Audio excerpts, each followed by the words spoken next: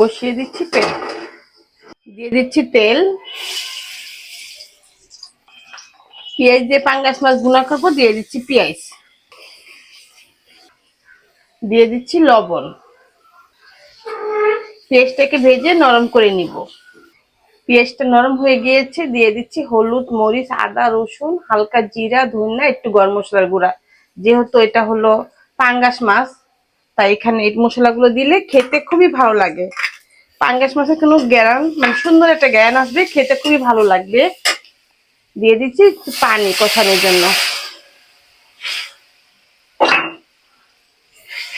এভাবে রান্না করলে কিন্তু পাঙ্গাস মাছের একটা যে গ্যারান আছে, পচা একটা গন্ধ আছে, সেটা আসবে না।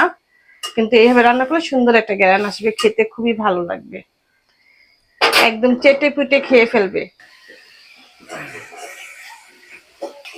এইভাবে কষায় রান্না করলে মাছটা খেতে খুবই ভালো লাগে। মশলাটা কষানো হয়ে গিয়েছে, দিয়ে দিচ্ছি ঝোলের জন্য পানি, দিয়ে দিচ্ছি টমেটো,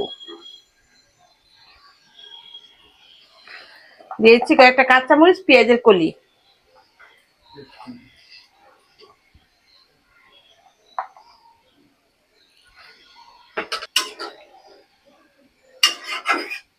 দিয়ে দিচ্ছি ভেজে রাখা পাঙ্গাস মাছ,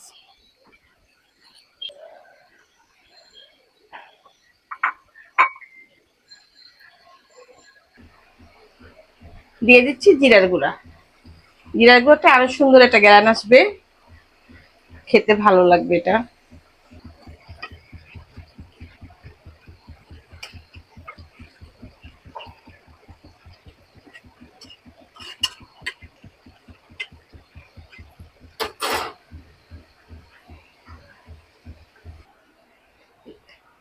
আজকের রেসিপি পেঁয়াজ দিয়ে পাঙ্গাস মাছ ভুনা।